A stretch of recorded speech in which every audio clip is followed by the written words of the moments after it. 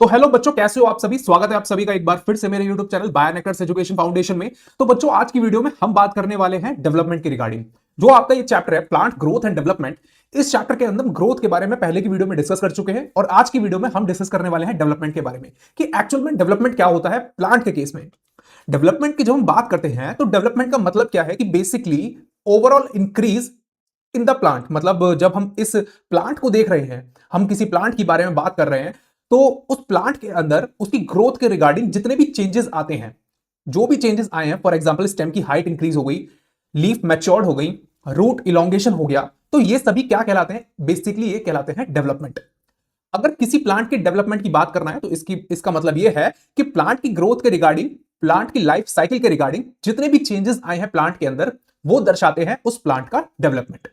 तो ग्रोथ के बारे में पहले हम डिस्कस कर चुके हैं। आज की वीडियो में हम बात करने वाले हैं डेवलपमेंट के बारे में और प्लांट ग्रोथ रेगुलेटर्स के बारे में। बेसिकली डेवलपमेंट कराने के लिए, लीफ को मैच्योर करने के लिए, स्टेम इलोंगेशन के लिए, या फिर हम बात करें रूट इलोंगेशन के लिए, तो इन सभी चीजों के लिए डिफरेंट डिफरेंट ग्रोथ रेगुलेटर्स होते हैं जिन्हें हम प्लांट हार्मोन्स भी कहते हैं, या फिर हम बात करें उन्हें फाइटो हार्मोन्स भी कहते हैं।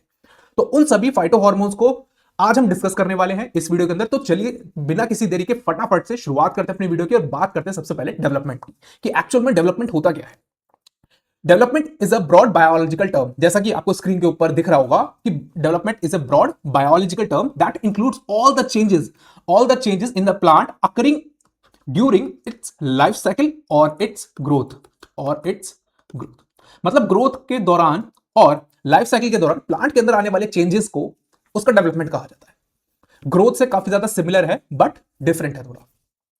अब किसी भी सेल को प्लांट के अंदर, आप बात करें स्टेम की जो सेल्स होती हैं, या फिर हम रूट सेल्स की बात करें, लीफ की सेल्स की बात करें, मीजोफिलिक सेल्स की बात करें, किसी भी सेल की बात करें, तो उन सभी सेल्स को किसी भी प्लांट के अंदर अगर मैच्योर्ड होना है तो बेसिकली उन्हें किन किन स्टेजेस से होकर के गुजरना पड़ता है। डेवलपमेंट की कुछ स्टेजेस होती हैं हर किसी प्लांट के अंदर। जैसे हम हायर प्लांट्स की बात करें, बेसिकली शर्ब्स और ट्री की बात करें, तो उनके अंदर डेवलपमेंट की डिफरेंट डिफरेंट स्टेजेस होती हैं। वो स्टेजेस कौन कौन सी हैं आपको स्क्रीन के ऊपर सबसे पहले दिख रहा होगा। जैसे हम सबसे पहले बात करने वाले हैं मेरिस्टेमेटिक सेल्स की। इनके बारे में हम ग्रोथ के अंदर पहले डिस्कस कर चुके हैं। मेरिस्टेमेटिक सेल्स कौन सी होती हैं बेटा? जिनके पास डिवाइडिंग कैपेसिटी होती है। ठीक है, dividing, they have a dividing capacity. Capacity इनके अंदर सेल वॉल कैसी रहती है? वेरी थिन रहती है। Cell wall very thin. ठीक है, सेल वॉल काफी ज्यादा थिन रहेगी और न्यूक्लियस कैसा रहेगा? एनलार्ज रहेगा। Nucleus enlarged. ठीक है, तो ये सारे कैरेक्टरिस्टिक फीचर होते हैं एक मेरिस्टेमेटिक सेल के अंदर। सेल के पास डिवाइडिंग कैपेसिटी है। अब सेल डिवीजन हो गया। सेल डिवीजन के बाद प्लाज्मेटिक ग्रोथ। अब जो सेल है वो प्लाज्मेटिक ग्रोथ के अंदर एंटर कर चुकी है। इस प्लाज्मेटिक ग्रोथ का मतलब क्या है? प्लाज्मेटिक बेसिकली रेफर्स होता है प्रोटोप्लाज्म से। प्रोटोप्लाज्म का मतलब क्या होता है कि cell without the cell wall, it is called as a protoplasm. तो increase in the protoplasm.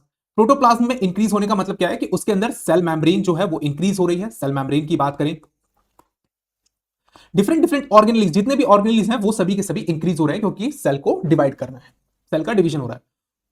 Organelles लिख देते हैं यहां पे कलेक्टिवली। फिर उसके बाद सेल का एक्सपेंशन होता है, सेल इलोंगेशन हो रहा है। सेल इलोंगेट हो रही है, न्यूक्लियस डिवाइड हो चुके हैं और सेल वॉल का फॉर्मेशन स्टार्ट हो चुका है। जब हम सेल एक्सपेंशन की बात करें, सेल के इलोंगेशन की बात करें, तो सेल क्या होगी? इलोंगेट कर चुकी है, इलोंगेट। सेल वॉल थिक हो चुकी है। सेल वॉल कैसी हो चुकी है? थिक, जब सेल इलोंगेशन हो रहा है। ठीक है, डिफरेंशिएशन का मतलब क्या है? डिफरेंशिएशन का मतलब क्या है कि सेल अब स्पेशलाइज्ड हो चुकी है अपने फंक्शन के रिगार्डिंग। मतलब कि सेल को अब पता लग चुका है कि फाइनली उसे क्या फेट है उसका। मतलब उसे रूट हेयर्स क्रिएट करने हैं, या फिर उसे स्टेम की हाइट इंक्रीज करनी है, या फिर उसे लीव सेल की तरफ जाना है, तो उसका फेट डिसाइड हो चुका है। डिफरेंशिएशन की बात करी जाती है तो डिफरेंशिएशन का मतलब क्या है? बेसिकली जो सेल है, cell become active towards its fate, towards its fate. Fate का मतलब कुछ नहीं होता बच्चों। फेट का मतलब है बेसिकली उसे फ्यूचर में क्या बनाना है। उसे जाइलम बनाना है, उसे फ्लोएम बनाना है, उसे कैम्बियम सेल्स बनानी है, उसे वास्कुलर शीथ बनानी है, उसे जो भी बनाना है उसके रिगार्डिंग वो सेल जा चुकी है। अब यहां से इस सेल के पास डिवाइडिंग कैपेसिटी नहीं होती। ये बात आपको बिल्कुल ध्यान रखनी है। Cell loses their dividing capacity, dividing capacity. यहां पर आकर के सेल के पास डिवाइडिंग कैपेसिटी नहीं होती। एक्चुअल में जो डिफरेंशिएटेड सेल्स होती हैं उनके पास उनको फंक्शन असाइन हो चुका होता है कि उन्हें एक्चुअल में क्या करना है। मतलब एक सेल के पास सबसे पहले जो स्टार्टिंग होती है मेरिस्टेमेटिक सेल से। मेरिस्टेमेटिक सेल के बाद वो प्लाज्मेटिक ग्रोथ में जाती है, प्लाज्मेटिक ग्रोथ के बाद सेल इलोंगेशन होता है, सेल इलोंगेशन के बाद फाइनली सेल डिफरेंशिएट हो जाती है और फुल्ली मैच्योर्ड सेल में क्रिएट हो जाती है, जिसके बाद वो फाइनली अपने फेट के रिगार्डिंग कमिटेड हो जाती है कि मतलब उसे अपने फेट को परफॉर्म करना है, बेसिकली उसे फूड ट्रांसलोकेशन करना है, वाटर ट्रांसलोकेशन करना है, अपने फेट के रिगार्डिंग कमिटेड हो जाती है। मैच्योरेशन फेज में क्या होता है कि सॉरी, जो सेल है become fully matured, cell become fully matured. और फाइनली सेनेसेंस, सेनेसेंस का मतलब होता है कि फाइनली एजिंग प्रोसेस स्टार्ट हो जाता है सेल का, एजिंग प्रोसेस, और फिर उसके बाद फाइनली सेल की डेथ हो जाती है। तो ये सभी फेजेस होते हैं, ये सभी स्टेप्स होते हैं जिसमें होकर के एक सेल को गुजरना पड़ता है। ठीक है, अब डिफरेंट डिफरेंट स्टेजेस थे जो हमने देखे, ये सभी प्लांट्स के अंदर सेम तरीके से फॉलो होते हैं, हर किसी प्लांट के अंदर। अब कुछ ऐसे प्लांट्स होते हैं जो अपनी एनवायरमेंटल कंडीशन के अकॉर्डिंग और नॉर्मली भी अपनी स्टेजेस को चेंज कर सकते हैं। कैसे? अपनी स्ट्रक्चर को चेंज कर सकते हैं। जब हम बात करें कोरिएंडर की बात करें, कॉटन की बात करें, कोरिएंडर का मतलब है बेसिकली आपका धनिया, ठीक है, धनिया की बात करें, कॉटन की बात करें, या फिर हम एक प्लांट होता है जिसका नाम यहां पर लैक्सपर जो प्लांट होता है, बेसिकली ये अपनी स्ट्रक्चर को, अपनी स्टेजेस को चेंज कर सकते हैं अपने डेवलपमेंट फेज के, डेवलपमेंट के रिगार्डिंग। डेवलपमेंट जैसे जैसे उनका होना स्टार्ट होता है, जुवेनाइल फेज में वो अलग तरीके की शेप में होंगे, और जब वो मैच्योर्ड होंगे तब वो अलग तरीके की शेप में होंगे। तो इसी तरीके से इस कंडीशन को बोला गया है प्लास्टिसिटी। प्लास्टिसिटी बेसिकली आपको दिख भी रहा होगा, ये जो प्लास्टिक कैसा होता है कि बेसिक वो अपना रंग रूप जो होता है वो अलग कर सकता है। हम उसे पिघला करके कुछ और भी बना सकते हैं। जैसे आपके पास कोई कंगा है प्लास्टिक का, तो आप उसे हीट दीजिए, हीट देने के बाद वो पिघल जाएगा, फिर उसके बाद आप उसका कुछ भी बना सकते हैं। ठीक है, प्लास्टिक। तो उसी तरीके से प्लास्टिसिटी इन प्लांट को हम कंपेयर करते हैं कि बेसिकली प्लांट के पास इतनी फ्लेक्सिबिलिटी है कि वो अपनी एनवायरमेंट की कंडीशन के अकॉर्डिंग अपने आप को चेंज कर सकता है और नॉर्मली भी अपनी डेवलपमेंट स्टेजेस को चेंज कर सकता है। इसका सबसे कॉमन एग्जांपल देखने को मिलता है प्लांट की लीव्स में। प्लांट की लीव्स में प्लास्टिसिटी को बोला जाता है हेट्रोफिली। ये हेट्रोफिली आपकी दो टाइप से आपको देखने को मिलती है, एक तो डेवलपमेंट स्टेजेस के रिगार्डिंग, एक आपकी एनवायरमेंटल कंडीशन के रिगार्डिंग। मतलब एक तो डेवलपमेंट स्टेजेस को चेंज कर सकते हैं, दूसरा एनवायरमेंटल कंडीशन के हिसाब से वो अपनी डेवलपमेंट को चेंज कर सकते हैं, अपने स्ट्रक्चर को ओवरऑल चेंज कर सकते हैं। देखो, plasticity is the ability of a plants to follow the different developmental pathways depending on the environmental condition और लाइफ स्टेजेस। मतलब अपनी डिफरेंट डेवलपमेंट पाथवे को चूज कर सकते हैं प्लांट अपनी एनवायरमेंटल कंडीशन के अकॉर्डिंग और अपनी लाइफ साइकिल के अकॉर्डिंग।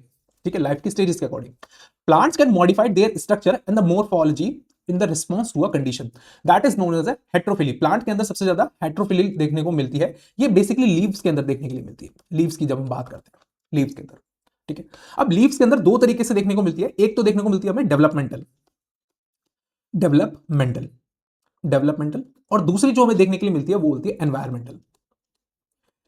एनवायरमेंटल मतलब एक तो एनवायरमेंटल कंडीशन के अकॉर्डिंग लीफ अपनी स्ट्रक्चर को चेंज कर लेती है, दूसरा वो डेवलपमेंट ही उनका ऐसा होता है कि वो अपने स्ट्रक्चर को चेंज कर लेते हैं डेवलपमेंट स्टेज। फॉर एग्जांपल हम कॉटन प्लांट की बात करें, कॉटन प्लांट, हम कोरिएंडर की बात करें, कोरिएंडर की बात करें, और हम लक्सपुर की बात करें, लक्सपुर, दूसरा butter, butter plate.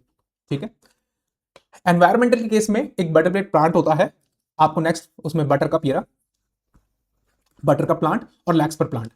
Basically juvenile की बात करें, आप धनिया में देखते हो कि धनिया में कुछ इस तरीके की पत्ती होती है। ठीक है, जब वो जुवेनाइल फेज में होता है तो उसकी पत्तियां कुछ इस तरीके से होती है। तो ये डिफरेंट डेवलपमेंटल स्टेजेस अटेन कर लेते हैं अपनी डेवलपमेंट फेजेस के अकॉर्डिंग। दूसरा, जब हम बटर का प्लांट की बात करते हैं तो उसके अंदर एयर के अंदर वो कैसा रहेगा, आपका टेरेस्ट्रियल एनवायरनमेंट में कुछ इस तरीके से रहेगा। लेकिन जब हम वाटर की बात करेंगे तो वाटर एनवायरनमेंट में वो कुछ इस तरीके की पत्तियों को अपना स्ट्रक्चर चेंज कर लेगा। तो this is all about the plasticity in the plant. Plasticity का मतलब कुछ नहीं है, प्लास्टिसिटी का मतलब क्या है कि changes according to the environmental condition, according to the development stages, development stages के अकॉर्डिंग और एनवायरमेंटल कंडीशन के अकॉर्डिंग अपने अपने स्ट्रक्चर को चेंज कर लेना, यह कहलाता है आपका प्लास्टिसिटी। सो अगर हम डेवलपमेंट की बात करें तो डेवलपमेंट के बारे में यह कहना गलत नहीं होगा कि development is equals to development is equals to growth plus differentiation. Differentiation, growth के बारे में हम पहले डिस्कस कर चुके हैं और डिफरेंशिएशन के बारे में हमने डिस्कस अभी करा कि डिफरेंशिएशन में क्या होता है। बेसिकली जो सेल होती है वो अपने फेट के रिगार्डिंग कमिटेड हो जाती है कि अब उसे वही फंक्शन परफॉर्म करने हैं। फॉर एग्जांपल जाइलम हो गया, फ्लोएम हो गया, या फिर हम बात करें स्टेम सेल्स हो गई, तो स्टेम सेल्स होगी, stem cells means stem, not stem cells जो अपने आपको सेल्फ रिन्यूएबल प्रॉपर्टीज होती हैं। डिफरेंशिएटेड सेल्स लूज कर चुकी होती है अपनी एबिलिटी को to divide, lose their ability to divide, ठीक है, और कमिटेड टुवर्ड्स इट्स फेट। ये दूसरा point, committed towards its fate, और फंक्शन, फंक्शन भी लिख देते हैं यहां पे, ठीक है। सो ये होता है बेसिकली एक डेवलपमेंट के बारे में। हमने डेवलपमेंट के बारे में डिस्कस कर लिया है और हमने डिस्कस कर लिया है प्लास्टिसिटी के बारे में। अब हम डिस्कस करने वाले हैं प्लांट ग्रोथ रेगुलेटर्स के बारे में, ठीक है। तो प्लांट ग्रोथ रेगुलेटर्स के बारे में शुरुआत करते हैं फटाफट से और देखते हैं क्या होता है प्लांट ग्रोथ रेगुलेटर्स। तो चलिए अब हम बात करते हैं प्लांट ग्रोथ रेगुलेटर्स के बारे में। इन्हीं प्लांट ग्रोथ रेगुलेटर्स को बोला जाता है आपके फाइटोहॉर्मोन्स।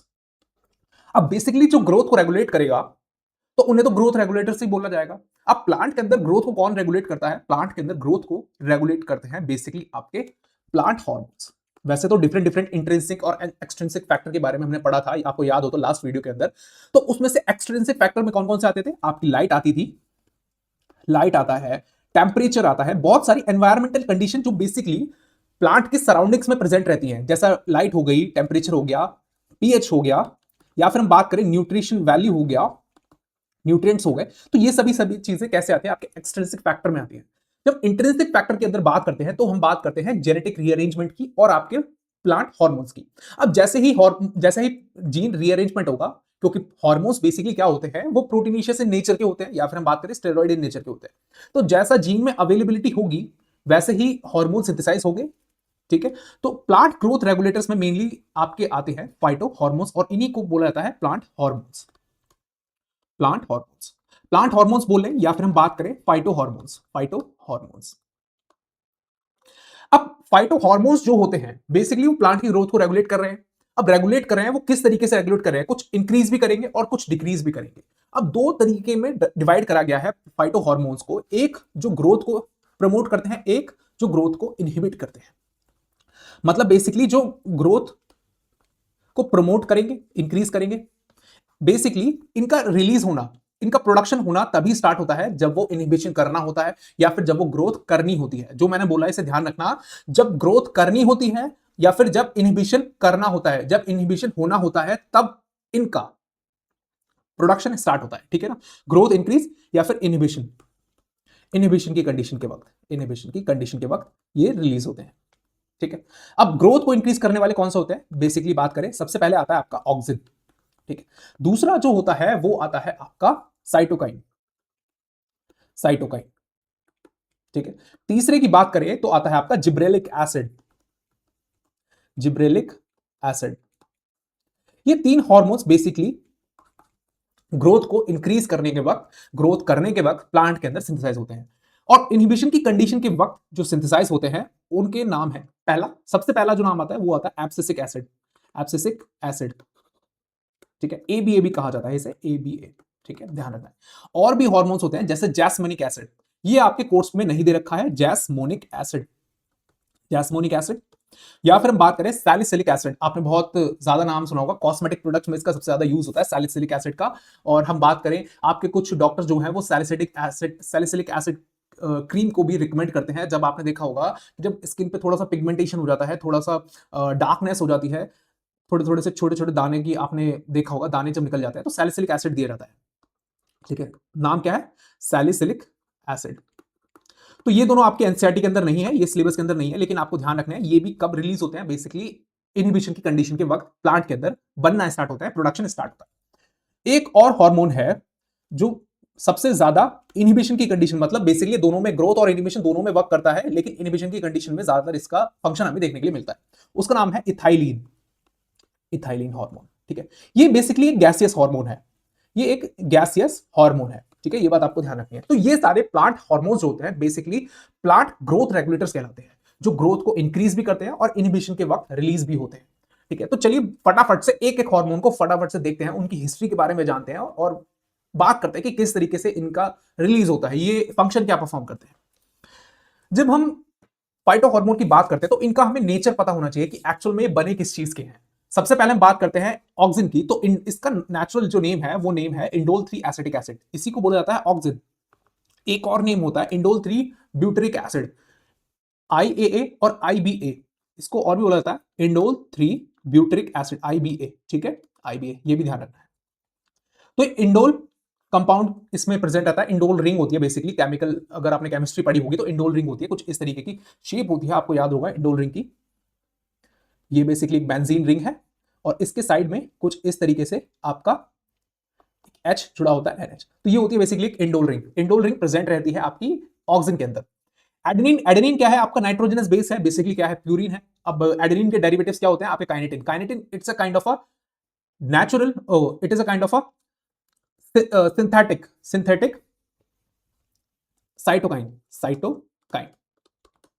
ठीक है, कैरोटिनॉइड्स डेरिवेटिव, कैरोटिनॉइड्स डेरिवेटिव की बात करें या फिर हम टर्पीन्स की बात करें तो ये बेसिकली लिपिड मॉलिक्यूल्स के मिलकर के बने होते हैं, एब्सिसिक एसिड और आपका जिब्रेलिक एसिड। ये बात आपको ध्यान रखनी है। गैसेस हार्मोन के बारे में बात कर चुके हैं, इथाइलिन हार्मोन।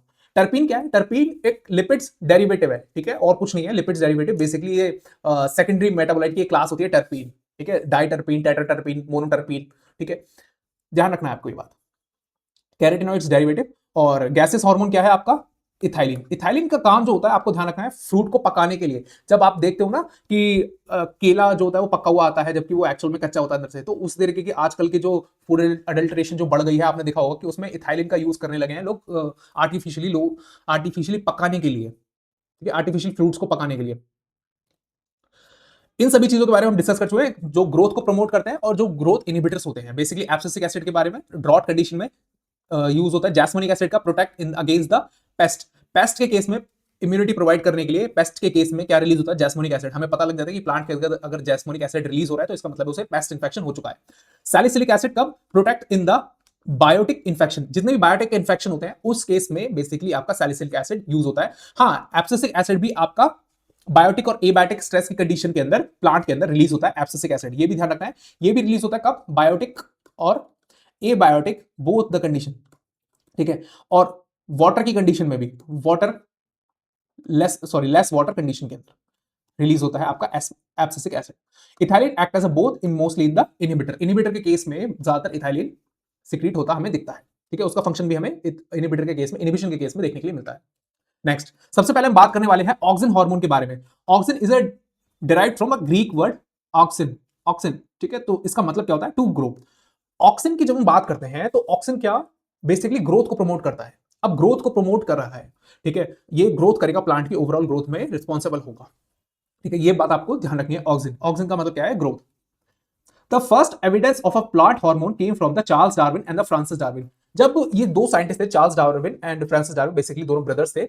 और जब ये दोनों ब्रदर्स थे तो बेसिकली इन्होंने एक बात ऑब्जर्व करी, जो कोलियोप्टाइल होता है ना, कोलियोप्टाइल किसका, ओट सीडलिंग का। ओट सीडलिंग जो होता है बेसिकली कुछ इस तरीके से, उसके कोलियोप्टाइल के ऊपर उन्होंने एक बात नोटिस करी, उन्होंने यूनिलेटरल इल्यूमिनेसेंस प्रोड्यूस करा, मतलब एक तरफ से लाइट को डाला। जब उन्होंने लाइट को डाला तो ये जो कोलियोप्टाइल था वो एक तरफ की साइड पुश हो गया, ये इस तरफ से पुश हो गया, ठीक है, जब उन्होंने लाइट को इंड्यूस करा। फिर उसके बाद उन्होंने क्या किया, उसी कोलियोप्टाइल के हेड को कट कर दिया, यहां से कट कर दिया। कट करने के बाद जब उन्होंने इधर से लाइट डाली तो वो इधर की साइड मूव नहीं करा, इधर की साइड बेंड नहीं हुआ, ठीक है, लाइट की डायरेक्शन में। फिर उसके बाद उन्होंने क्या करा कि उस कोलियोप्टाइल के ऊपर, हेड के ऊपर फाइनली क्या रिलीज कर दिया, एक कैप डाल दिया। ये कैप कैसा था, ओपेक था, इसके अंदर से रोशनी पास ऑन नहीं हो सकती थी, ठीक है, ओपेक था। ओपेक डालने के बाद ये तब भी बेंट नहीं हुआ लाइट की डायरेक्शन में। फिर उसके बाद उन्होंने फोर्थ एक्सपेरिमेंट क्या किया, उन्होंने कोलियोप्टाइल के हेड को एक ट्रांसल्यूसेंट कैप से कवर कर दिया। ट्रांसल्यूसेंट का मतलब क्या है कि यहां पर लाइट जा सकती है, अगर फिर उन्होंने लाइट डाली, जब लाइट डाली तो फाइनली ये बेंट हो गया लाइट की तरफ। तो इस एक्सपेरिमेंट से उन्हें पता चला कि कुछ ना कुछ इसके हेड के अंदर प्रेजेंट है, जिसकी वजह से ये फोटोट्रॉपिज्म शो कर रहा है। क्योंकि लाइट की डायरेक्शन में प्लांट की मूवमेंट, प्लांट की ग्रोथ क्या शो करती है, बेसिकली ये एक फिनोमिना परफॉर्म करती है, जिसका नाम होता है फोटोट्रॉपिज्म। अब फोटोट्रॉपिज्म का मतलब क्या है कि प्लांट की लाइट की डायरेक्शन में प्लांट की ग्रोथ। उसी तरीके से जियोट्रॉपिज्म होता है कि मतलब अर्थ की तरफ प्लांट की ग्रोथ, इट्स कॉल्ड जियोट्रॉपिज्म। ठीक है, तो ये जो एक्सपेरिमेंट है, ये एक्सपेरिमेंट बेसिकली आपके एनसीईआरटी के अंदर दे रखा है। उसमें पूछा गया है ए का मतलब क्या है, बी का मतलब क्या है, सी का मतलब क्या है और डी का मतलब क्या है। तो अब आपको समझ में आ गया होगा बहुत अच्छे से कि ए का मतलब क्या है, कि ए का मतलब है कि लाइट की डायरेक्शन में प्लांट बेंड हो रहा है, coleoptile of oat seedling finally bend हो जाता है। तो इसका मतलब क्या है कि ये फोटोट्रॉपिज्म शो कर रहा है, फोटोट्रॉपिज्म। और ये भी फोटोट्रॉपिज्म शो कर रहा है, लेकिन ये दो कंडीशन बी और सी फोटोट्रॉपिज्म शो नहीं कर रही है। ये जो क्वेश्चन था, जो अभी मैंने अभी बात करी आपसे कि बी और सी क्या रिप्रेजेंट कर रहे हैं, ये केस पूछा गया था नीट एग्जाम के अंदर। तो ये बात आपको बिल्कुल ध्यान रखनी है ऑक्सिन हार्मोन के रिगार्डिंग। तो वही बात कह रखी है, the coleoptile bend towards the light source, this phenomenon is called a phototropism. Scientist F W Went isolate auxin from the coleoptile of a tip of a oat seedling. और जो बाद में जो साइंटिस्ट थे, चार्ल्स डार्विन और Francis Darwin के बाद जो एफडब्ल्यू वेंट थे, उन्होंने coleoptile of a oat seedling से इस हार्मोन को आइसोलेट कर लिया। तो इस तरीके से डिस्कवरी हुई ऑक्सिन हार्मोन की। अब ऑक्सिन हार्मोन की प्रोडक्शन की साइट कौन कौन सी है, अब उनकी साइट के बारे में बात कर ले, कहां कहां पे सबसे ज्यादा। देखो, ओवरऑल ग्रोथ ग्रोथ के लिए रिस्पॉन्सिबल है, तो शूट और रूट की अपेक्स के अंदर, एपिकल रीजन के अंदर तो प्रेजेंट होगा ही होगा ऑक्सिन। तो रूट की बात, शूट की बात करें, ठीक है, या फिर हम रूट की बात करें, रूट के अपेक्स और शूट के अपेक्स, इन पर ऑक्सिन हार्मोन हमेशा रहेगा ही रहेगा। यंग लीव्स की बात करें या फिर डेवलपिंग सीड की बात करें, तो वहां पर भी आपका ऑक्सिन हार्मोन सिंथेसाइज होगा और वहां पर प्रेजेंट रहेगा। दो टाइप के ऑक्सिन होते हैं, अभी हमने बात करी, जब हमने नेचर पढ़ा था, ऑक्सिन के अंदर क्या इंडोल रिंग प्रेजेंट होती है, इंडोल 3 एसिटिक एसिड और इंडोल 3 ब्यूटरिक एसिड। ये दोनों नेचुरल ऑक्सिन कहलाते हैं। जब हम सिंथेटिक ऑक्सिन की बात करते हैं, तो नैफ्थलीन, एसिटिक एसिड और 2,4-D। 2,4-D बहुत ज्यादा कॉमन होता है और बहुत ज्यादा आजकल खेतों में यूज भी किया जाता है 2,4-D के नाम से। ठीक है, 2,4-D किसी को पता नहीं है 2,4-D क्या है, लेकिन आप जब उर्वरक लेने के लिए जाते हो, फर्टिलाइजर लेने के जाते हो, बोल देते हैं भाई 2,4-D दे दे। 2,4-D का मतलब है क्या है, 2,4-D डाइक्लोरोफिनॉक्सी एसिटिक एसिड। तो ये widely use in the agriculture and the horticulture. Agriculture और हॉर्टिकल्चर के अंदर सबसे ज्यादा यूज किया जाने वाला ये प्लांट हार्मोन है, जिसकी वजह से प्लांट की ओवरऑल ग्रोथ होती है। हम बोलते हैं ना कि आजकल फर्टिलाइजर सबसे ज्यादा यूज होने लगे, तो यही है प्लांट की ग्रोथ के लिए। अब प्लांट टिश्यू कल्चर के बारे में आपने 9th क्लास में बहुत अच्छे से पढ़ा होगा। मतलब प्लांट टिश्यू कल्चर का मतलब क्या होता है कि एक्चुअल में लैबोरेटरी के अंदर प्लांट को ग्रो कराना। अब प्लांट को जब लैबोरेटरी के अंदर ग्रो कराते हैं, तो दो हार्मोन सबसे ज्यादा रोल प्ले करते हैं। एक होता है आपका ऑक्सिन, ऑक्सिन, और एक होता है आपका basically cytokinin, cytokinin. Plant tissue culture की बात कर रहे हैं, पीटीसी, प्लांट टिश्यू कल्चर। ठीक है, 9th क्लास के अंदर इसके अंदर हल्का सा एक टच दे रखा है प्लांट टिश्यू कल्चर का। अगर आपको किसी को अगर पता नहीं कि एक्चुअल में क्या होता है, तो उसे जाकर के फटाफट 9th क्लास की बुक के अंदर जाकर पढ़ लेना। 10th क्लास के अंदर भी इसका हल्का सा जिक्र दे रखा है, जब हमने प्लांट हार्मोन्स के बारे में डिस्कस करते हैं।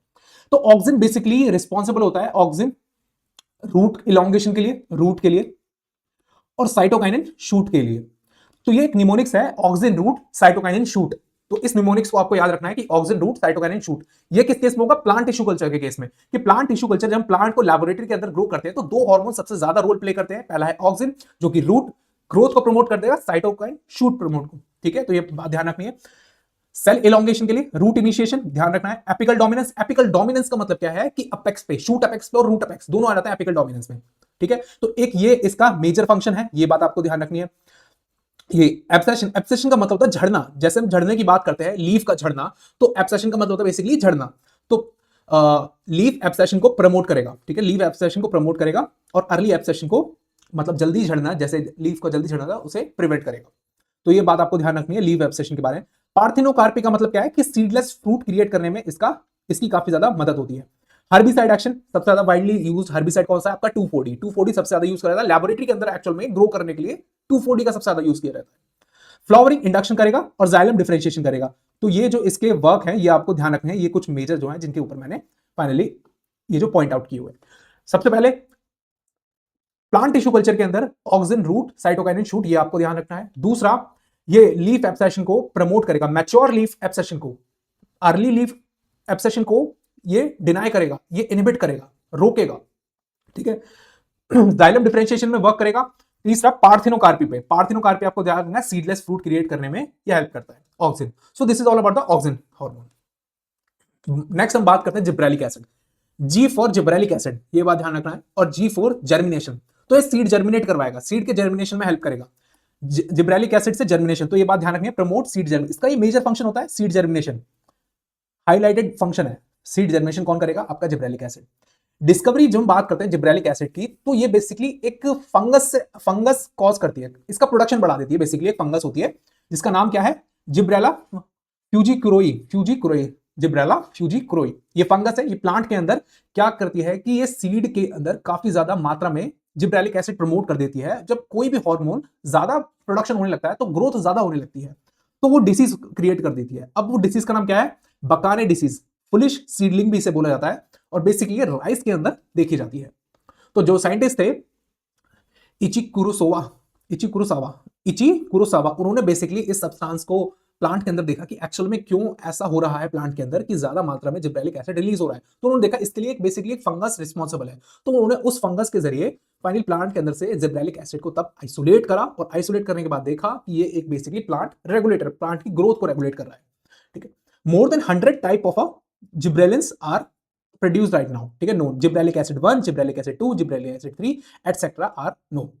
Gibberellic acid 3 GA3 is the most important and widely studied. Gibberellic acid 3 जो है वो सबसे ज्यादा स्टडीड है आज के टाइम पे। बहुत सारे हैं, 1 2 3 4 और 6 भी है, 5 भी है। ठीक है, साइट ऑफ प्रोडक्शन की बात करें तो शूट, रूट, डेवलपिंग सीड, यहां पर जो आया है डेवलपिंग सीड, क्योंकि इसका मेजर फंक्शन की बात करें, हाईलाइटेड फंक्शन क्या है? Gibberellic acid use for seed germination. तो डेवलपिंग सीड के अंदर सबसे ज्यादा देखने को मिलेगा, और यंग लीव्स के अंदर। All function of a gibberellins, gibberellic acid की बात करें तो सबसे ज्यादा कौन सा है? सीड जर्मिनेशन में, ये आपको ध्यान रखना है। अब जिब्रेलिक एसिड और एब्सिसिक एसिड में, इनके बीच में ना एंटागोनिस्ट फंक्शन होता है कि जिब्रेलिक एसिड क्या करेगा? सीड जर्मिनेशन को प्रमोट करेगा, लेकिन एब्सिसिक एसिड क्या करता है? वो सीड जर्मिनेशन को इनहिबिट करता है।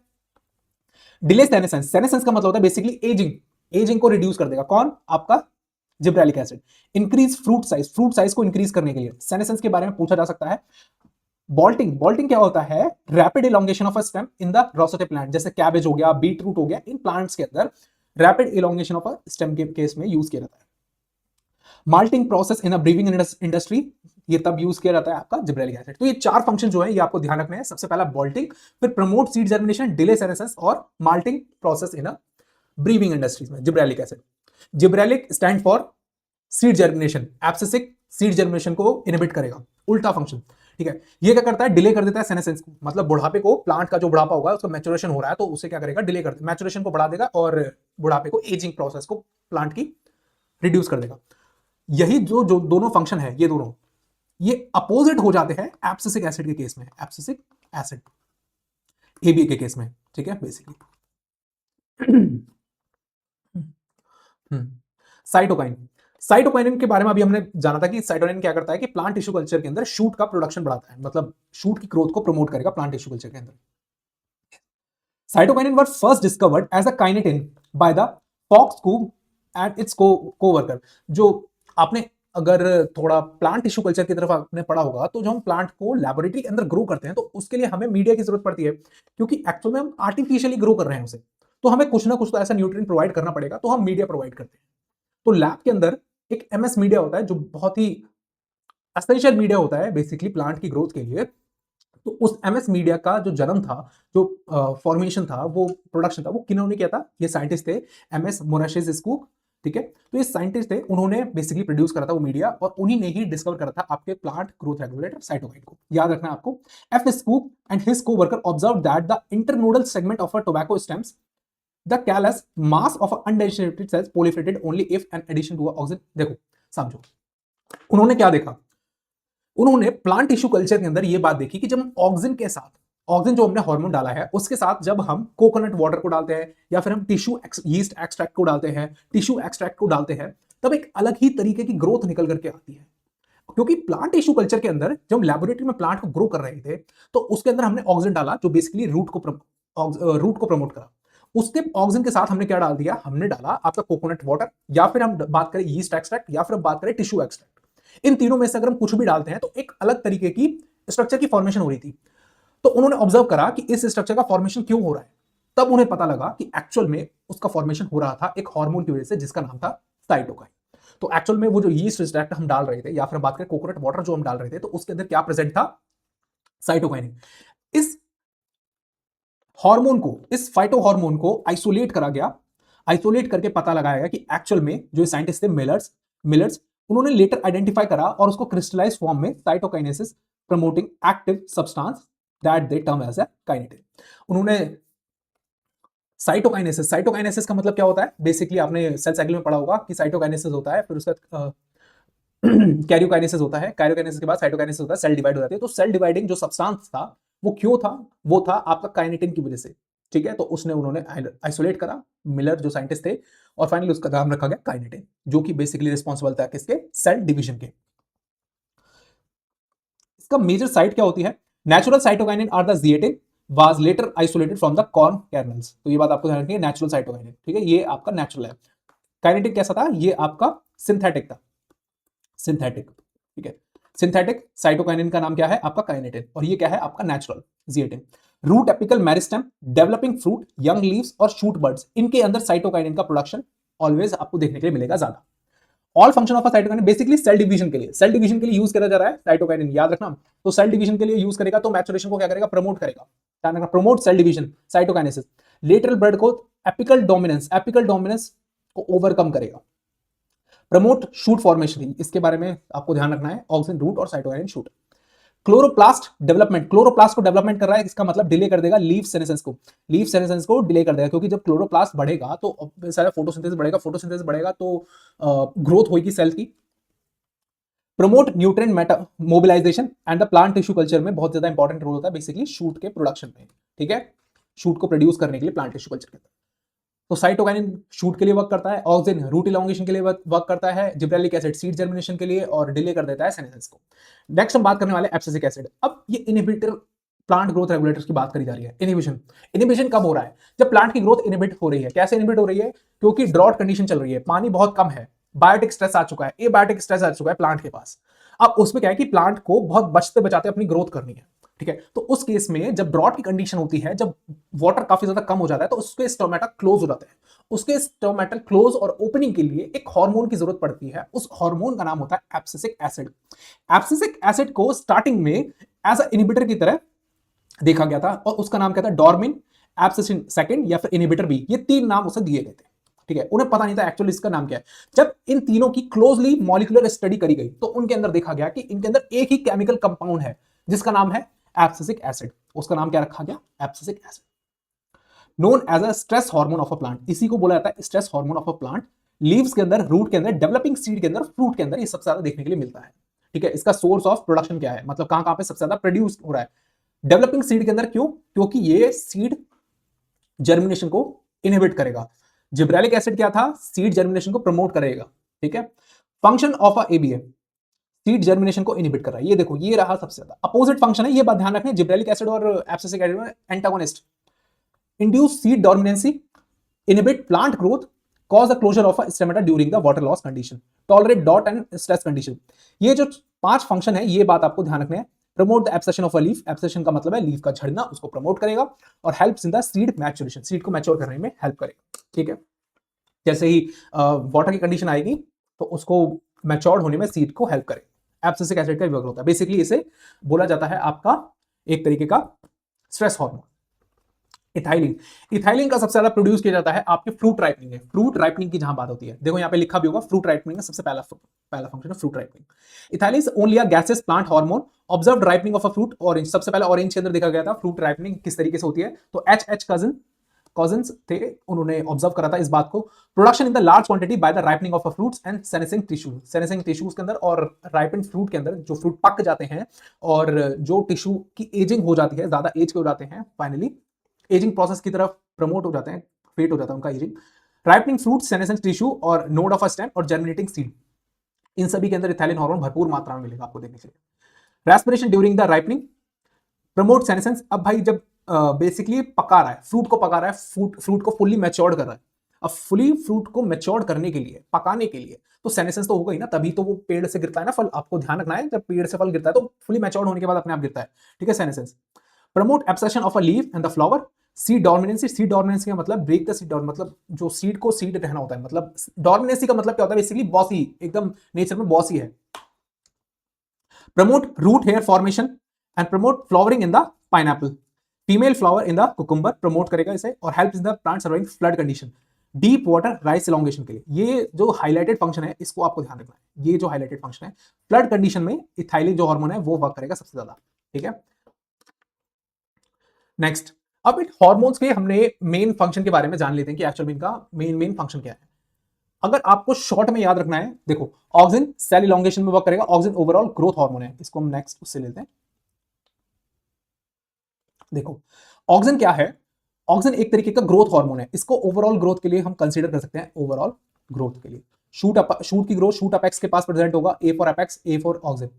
जिब्रेलिक एसिड सीड जर्मिनेशन के लिए, स्टेम इलोंगेशन के लिए भी, और seed germination, seed germination, germination, ठीक है। एब्सिसिक एसिड ग्रोथ इनिबिशन और स्ट्रेस हार्मोन, और ये आपका रिस्पॉन्सिबल होता है, इनहिबिट करेगा सीड जर्मिनेशन को, इनहिबिट सीड जर्मिनेशन।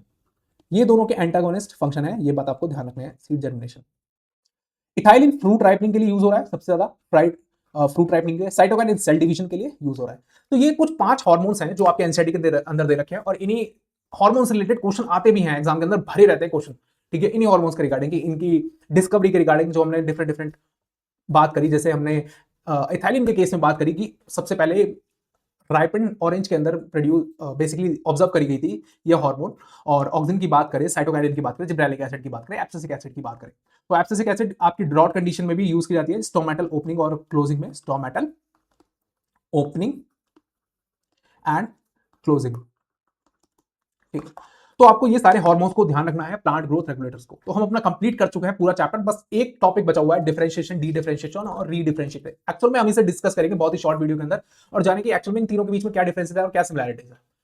तो this is all about the today's video. Next video के अंदर हम बात करते हैं, और आप फटाफट से मेरे यूट्यूब चैनल, मेरे व्हाट्सएप चैनल को फॉलो कर लीजिए, और बने रहिए बायन एक्टर्स के साथ। मिलते हैं नेक्स्ट वीडियो के अंदर, और बात करेंगे आपके डी डिफरेंशिएशन, री डिफरेंशिएशन और डिफरेंशिएशन के बारे में। सो this is all about the today's video. मिलते हैं नेक्स्ट वीडियो के अंदर। Bye bye. Please like, share and subscribe, and stay tuned with the bayan actors.